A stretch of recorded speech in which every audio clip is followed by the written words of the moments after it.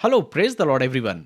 प्रभु की स्तुति हो एक बार फिर से आज के सुंदर और खूबसूरत और आशीषित वक्त के लिए कि हर सुबह प्रभु हमको एक अवसर देता है कि हम सब मिलकर प्रभु के वचन का मनन कर सकें। आप कितने खुश होते हैं ये आप जानते हैं, लेकिन मैं बहुत खुश होता हूं जब आप लोगों के साथ मुझे फिर से अवसर मिलता है प्रभु के वचन से बातचीत करने का। इसलिए मैं अपने दिल की गहराई से आप सबों का धन्यवाद करता हूं, आप सबों का स्वागत करता हूं आज के इस मनन में, जब हम प्रभु के वचन का मनन और चिंतन कर रहे हैं। आइए हम सब प्रभु के नाम में एक साथ मिलकर प्रभु के वचन का मनन करें और मैं प्रार्थना करता हूं कि प्रभु अपने वचन के द्वारा आप सबों को आशीष दे। आशा करता हूं कि आप जरूर प्रभु के वचन से आशीष को पा रहे होंगे और सबसे बढ़कर आप प्रभु के वचन का अध्ययन जब आप मेरे साथ कर रहे हैं तो आप इस पुस्तक को भी समझते जा रहे होंगे कि प्रभु अपने वचन के द्वारा किस प्रकार से अपने लोगों से बात करना चाहता है। अभी तक हमने क्या सीखा है मेरे प्रियो? अभी तक हम इन बातों को सीख चुके हैं कि प्रभु का प्रेम हमारे और आपके लिए कितना अगम्य प्रेम है। मैं अक्सर इस बात को बोलता हूं कि प्रभु हमसे कितना प्यार करता है, ये जानते हुए भी कि कई बार हम अपने जीवन में उसकी आज्ञाओं के अवहेलना करते हुए अपने जीवन को जीते। न जाने कितनी बार हम परमेश्वर के मन को दुखित करते हैं, निराश करते हैं, हताश करते हैं अपने जीवन के द्वारा, अपने कामों के द्वारा, अपने आचरण, अपने व्यवहार के द्वारा और उन कामों के द्वारा जो कई बार परमेश्वर पसंद नहीं करता। या अगर कहा जाए कि हम जब परमेश्वर की आज्ञाओं की अवहेलना करते हैं, उसकी आज्ञाओं का पालन नहीं करते, तो दूसरे अर्थों में कहा जा सकता है कि हम परमेश्वर की आज्ञाओं को नहीं मान रहे हैं और अपने जीवन में गुनाह पे गुनाह किए चले जाते हैं। अक्सर कई बार कुछ चीजें हमें गुनाह सी प्रतीत नजर नहीं आती हैं, लेकिन कई बार उसके परिणाम भयंकर हमको देखने को मिलते हैं। लेकिन जो बात मैं आपको बताने का प्रयास कर रहा हूं मेरे प्रियो, इन पुस्तकों के द्वारा, इन अध्यायों के द्वारा, और विशेषकर जब हम भविष्यवक्ताओं की पुस्तकों को पढ़ रहे हैं तो हम इस बात को देखते हैं कि प्रभु हर बार अपने लोगों को अवसर दे रहा है। ये मेरे और आपके लिए क्या कम है जब प्रभु ये जानते हुए भी कि हम गुनहगार हैं, हम पापी हैं, वो हमें हर बार एक अवसर देता है। और इसलिए हर सुबह जब मैं बोलता हूं कि ये सुबह जो प्रभु ने हमको दी है, ये मेरे और आपके लिए एक अवसर है। प्रभु का धन्यवाद करते हुए अपने जीवन में आगे बढ़ें। कई बार शैतान नहीं चाहता कि हम अपने जीवन में प्रभु की समीपता में आए। कई बार वो आपको इस बात को कहेगा कि तुम इस लायक नहीं कि प्रभु की क्षमा को पाओ, तुम इस लायक नहीं कि तुम्हारे गुनाह को माफ किया जाए। लेकिन ऐसा नहीं है मेरे प्रियो। परमेश्वर का वचन हमें इस बात को सिखाता है कि प्रभु आखिरी वक्त तक हमको अवसर देता है, वो आखिरी समय तक हमें मौका देता है, वो अवसर देता है कि हम अपने जीवन का अवलोकन करें, एनालाइज करें अपने आप का और प्रभु की समीपता में जाएं। मेरे प्रियो, परमेश्वर का वचन सिखाता है कि जब उड़ाऊ पुत्र का बेटा, जो उड़ाऊ पुत्र रहा, वो अपने जीवन में अपने पिता के पास जाता है और कहता है, पिता, मैंने स्वर्ग के विरोध में और तेरे विरोध में पाप किया है, मुझे अपने घर में एक नौकर की मानिंद रख ले। तो क्या उस पिता ने उस बेटे को, जो उड़ाऊ पुत्र था, उसको एक नौकर की मानिंद रखा? नहीं मेरे प्रियो, परमेश्वर कहता है कि उसने उसको चूमा, उसे गले लगाया और उसके वस्त्रों को उतारा, उसके जूतियों को उतारा, उसे नहलाया धुलाया और अच्छे वस्त्रों से उसका वेलकम किया और उसके आगमन में, उसके आनंद में उसने एक बड़ा प्रतिभोज किया। हर वक्त, हर समय, हर रोज जब एक आत्मा बचाई जाती है मेरे प्रियो, तो स्वर्ग में परमेश्वर के उस राज्य में आनंद होता है। ये मेरा जो प्रयास है आप लोगों से बातचीत करने का, प्रभु के वचन का मनन करने का, ताकि हम और आप परमेश्वर के वचन के प्रति अपने प्रेम को प्रकट करें और सबसे बढ़कर हम प्रभु के वचन को खोलकर पढ़ने वाले और प्रत्येक पुस्तकों का मनन करने वाले हो सके। ये एक छोटा सा प्रयास है मेरे प्रियो, जो मैंने परमेश्वर के अनुग्रह में होकर और उस आवाज को सुनते हुए मैंने प्रयास किया है। प्रभु इस काम को और फलवंत करे और आशीष प्रदान करे। मेरे प्रियो, मेरे लिए ये मायने नहीं रखता कि कितने लोग मुझको देख रहे हैं, कितने लोग मुझे पसंद कर रहे हैं, कितने लोग इस वचन को सुन रहे हैं। लेकिन मेरे लिए जो मायने रखता है वो ये कि अगर एक शख्स ने भी, एक व्यक्ति ने भी अगर इस वचन को सुना है, दिल की गहराई के साथ अगर प्रभु के वचन का मनन किया है, प्रभु के वचन, उसकी आवाज को सुना और उसने अपने जीवन में प्रभु की उस आवाज को सुनते हुए अगर वो प्रभु के साथ बातचीत कर पाया है, यही मेरे लिए सबसे बड़ा प्रतिफल है। इसलिए मैं ये प्रयास नहीं करता कि कितने लोग इस संदेश को सुन रहे हैं, कितने लोग इसमें जुड़ते जा रहे हैं, लेकिन मेरे लिए जो सबसे महत्वपूर्ण है, अगर एक के जीवन में भी परिवर्तन हुआ है मेरे प्रियो, इस वचन को सुनने के द्वारा, इस वचन को स्वीकार करने के द्वारा और इस वचन के माध्यम से अगर आपका संबंध प्रभु के साथ अटूट हो पाया है, आप प्रार्थना में बैठने वाले बन गए, आप प्रभु के वचन को खोलने वाले बन गए और जब आप प्रभु के वचन को पढ़ते हैं, प्रभु की आशीष को पाते हैं, यही मेरे लिए सबसे बड़ा प्रतिफल है। आइए हम वचन में चलते हैं और आज हम मनन करेंगे होशे नबी की पुस्तक उसके 8वें अध्याय की ओर। आशा करता हूं कि आप जरूर इस वचन को पूरा सुनेंगे और प्रभु की आशीष को पाएंगे। अगर आप आशीष को पा रहे हैं तो इस वचन को अपने मित्रों के साथ, अपने लोगों के साथ, अपने परिवार, अपने प्रिय विश्वासी भाई बहनों के साथ जरूर शेयर करिए, लेकिन तब जब आपकी आत्मा अगुवाई करे। अगर आपकी आत्मा अगुवाई करती है तो जो आशीष आपने पाई है वो आशीष औरों को भी संभागी करें, ताकि और भी लोग इससे आशीष को पाने पाएं। आइए प्रभु के नाम में आज के इस वचन को हम शुरू करते हैं। जो ही हम 8वें अध्याय में आते हैं मेरे प्रियो, तो प्रभु का वचन यहां कहता है कि अपने मुंह में नरसिंगा लगा, वह उकाब के समान यहोवा के घर पर झपटेगा, क्योंकि मेरे घर के लोगों ने मेरी वाचा तोड़ी और मेरी व्यवस्था का उल्लंघन किया है। वे मुझसे पुकार कर कहेंगे, हे हमारे परमेश्वर, हम इजरायली लोग तुझे जानते हैं, परंतु इज़राइल ने भलाई को मन से उतार दिया है, शत्रु उसके पीछे पड़ेंगे। वे राजाओं को ठहराते रहे, परंतु मेरी इच्छा से नहीं, वे हाकिमों को भी ठहराते रहे, परंतु मेरे अनजाने में। उन्होंने अपना सोना चांदी लेकर मूर्तें बना ली, जिससे वे ही नष्ट हो जाएं। मेरे प्रियो, जैसे ही हम आरंभ करते हैं 8वें अध्याय का, और जब आप इस 8वें अध्याय को पढ़ेंगे तो प्रभु इस बात को कहता है, प्रभु इस बात को कहना चाहता कि जिन लोगों को मैंने अपना बनाया था, जिनको मैंने अपना स्वीकार किया था, जिनको मैंने अपनी निज प्रजा करके स्वीकार किया था, उन लोगों ने मुझको ही भुला दिया। वे लोग मेरे से ही दूर चले गए, और दूर तो ठीक है चले गए, लेकिन उन्होंने अपने जीवन में एक ऐसे देवता की उपासना करने लगे जिन्होंने स्वयं के अपने सोने चांदी को गढ़कर उस बछड़े को उन्होंने तैयार किया और उससे अपना देवता स्वीकार कर लिया।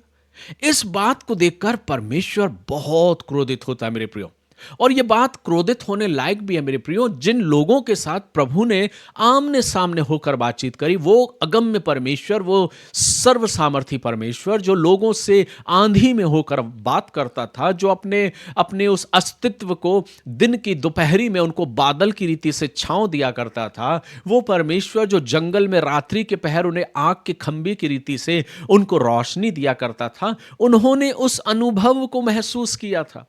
वे जब जब पुकारे कि प्रभु हमें उत्तम भोजन चाहिए, तो प्रभु ने उन्हें उत्तम भोजन दिया, और उत्तम से भी बढ़ के उत्तम वो जो स्वर्गिक भोजन था, उस मन्ना से प्रभु ने उन्हें तृप्त किया। उन्होंने मन्ना को बटोरा, उस मन्ना को टेस्ट किया, और उन्होंने उसको टेस्ट को महसूस किया कि ये वो स्वर्गिक रोटी है, वो स्वर्गिक भोजन है जो प्रभु ने अपने लोगों को दिया था। उन्होंने क्या कुछ अनुभव नहीं किया, उन्होंने उस बात को भी जाना कि प्रभु ने कैसे अपने सेवक के द्वारा उन 10 आज्ञाओं को ने दिया था, और कहा था कि तुम इनको पूर्ण रीति से अपने परिवार, अपने घराने, अपने बाल बच्चों के साथ मानते आना और स्मरण करना कि मैं तुम्हारा परमेश्वर हूं। उन्होंने इस बात को भी जाना था कि कैसे जब उन्हें प्यास लगी तो प्रभु ने उन्हें चट्टान के द्वारा पानी पिलाया था। चट्टान से जब मूसा ने बातें करी, उसमें से जल निकला, और जल की धारा से उन्होंने अपनी प्यास को बुझाई। क्या कुछ नहीं किया था मेरे प्रिय परमेश्वर ने उनके लिए। लेकिन जब कोई इंसान किसी के लिए कोई कुछ करता है, और करने के बाद अगर वो शख्स उससे मुंह फेर लेता है, तो इस अनुभव को हम और आप बहुत अच्छे से जानते हैं। हम कहते हुए नहीं थकते कि हमने उनके लिए ये किया था, हमने उनके लिए वो किया था, हम उनके दुख के समय खड़े हुए, हम उनके हर समय उनके साथ खड़े रहे, लेकिन जब वक्त निकल गया तो वही लोग हमको छोड़कर चले गए। वो फीलिंग, वो अनुभव मुझे और आपको कैसा महसूस कराती है? वो ये महसूस कराती है कि हमारे अपने लोग किस प्रकार से हमको भूल गए, जिनसे हमने प्यार किया, जिनके लिए हम उपलब्ध रहे, लेकिन उन्होंने हमसे मुंह फेर लिया। ठीक वैसे ही परमेश्वर उस अनुभव को व्यक्त कर रहा है, और वो कह रहा है कि मैंने तुम्हें अपनी आज्ञाएं दी थी, मैंने तुमसे कहा था कि तुम मेरी आज्ञाओं को मानना, मैंने तुम्हें अपनी व्यवस्थाएं दी थी कि तुम उनका उल्लंघन मत करना, लेकिन तुमने वो ही किया जो मैंने प्रारंभ में तुमसे कहा था कि तुम किसी भी प्रकार की किसी भी प्रतिमा को गढ़कर स्थापित करके तुम उसकी उपासना ना करना। क्यों? क्योंकि तुमने अपने सोने चांदी गढ़कर अपनी आप से उस बछड़े को तैयार किया, और तुमने उसकी उपासना करना प्रारंभ किया। तुमने मुझे तुच्छ समझा है, तुमने मुझे दूर कर दिया, तुमने मुझे एक किस रीति से तुमने गढ़ दिया है। इस बात को देख के परमेश्वर बहुत खफा होता है।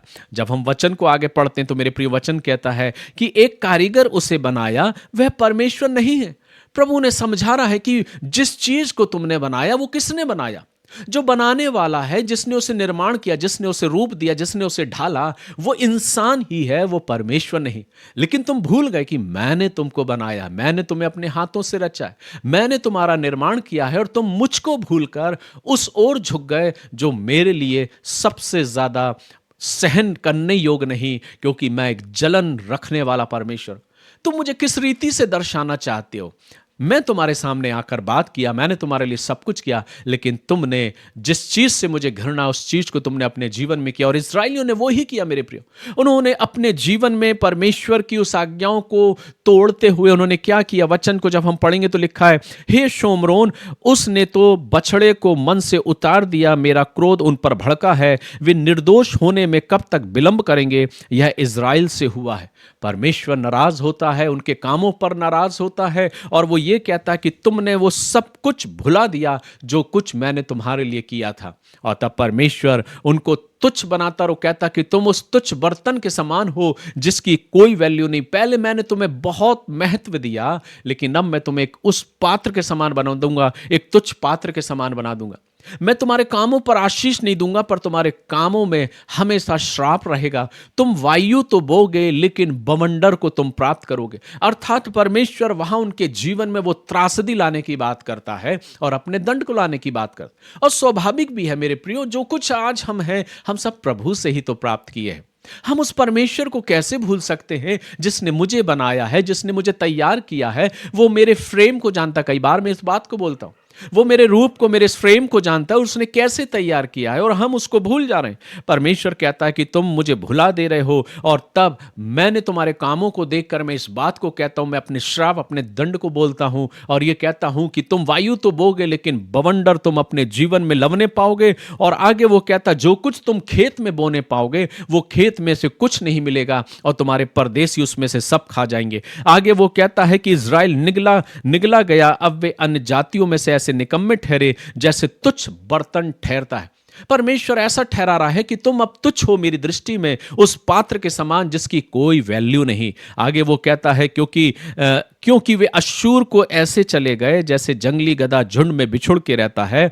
एप्रेम ने यारों को मजदूरी पर रखा है, यद्यपि वे अन्य जातियों में से मजदूर बनाकर रखे, तो भी मैं उनको इकट्ठा करूंगा। वे हाकिमों और राजा के बोझ के कारण घटने लगेंगे।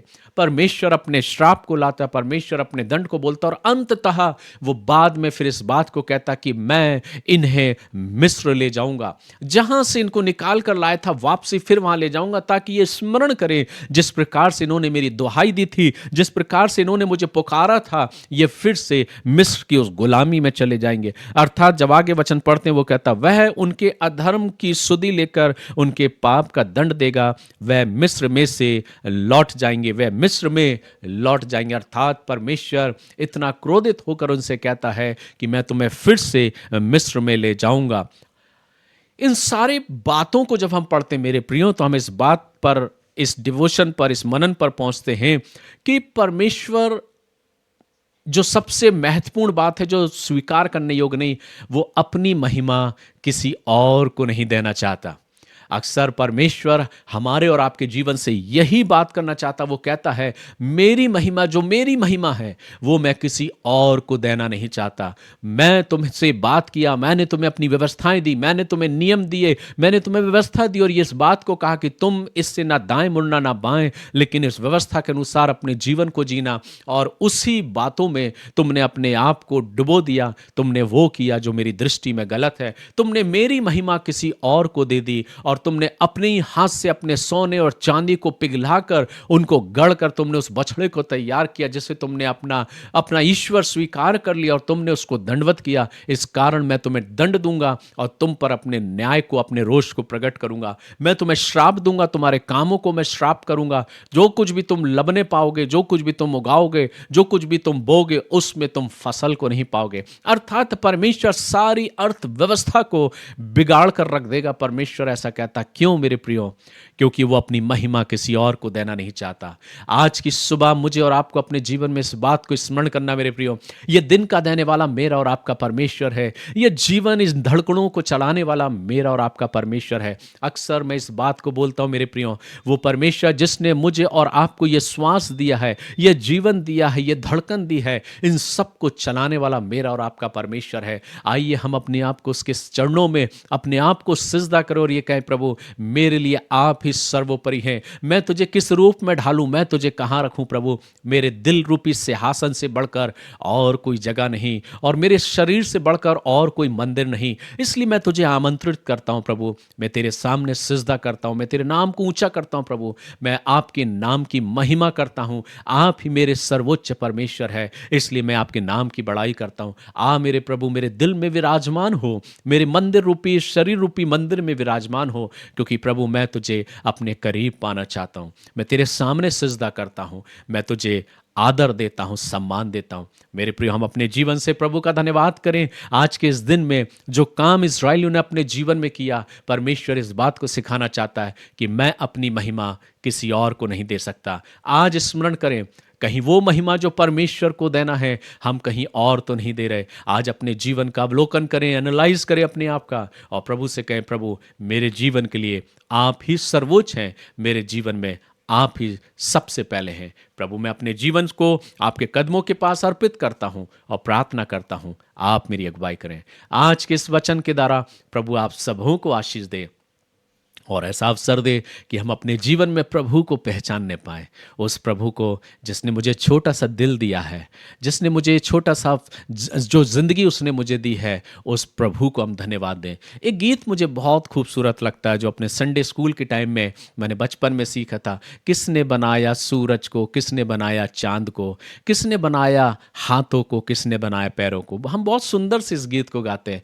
परमेश्वर जो स्वर्ग में है उसने बनाया। आइए हम उस परमेश्वर की इबादत करें, उस प्रभु का धन्यवाद करें, उसका शुक्रिया अदा करें और अपनी निगाहों को उसकी ओर उठाकर कहें, हे प्रभु मैं तेरा धन्यवाद करता हूँ। प्रभु आज की सुबह, आज के इस दिन में आप सबों को आशीष दे और प्रभु का अनुग्रह आप सबों की अगुवाई करे। May God bless you. प्रभु आप सबों को आशीष दे। कल हम फिर मुलाकात करेंगे प्रभु के वचन से, और कल हम मनन करेंगे 9वें अध्याय की ओर। इसलिए अपने आप को तैयार करें, प्रार्थना करें कि प्रभु के वचन में हम दिन ब दिन यूं ही आगे बढ़ते जाएं और अपने जीवन से प्रभु की महिमा करें। God bless you. प्रभु आप सबों को आशीष दे।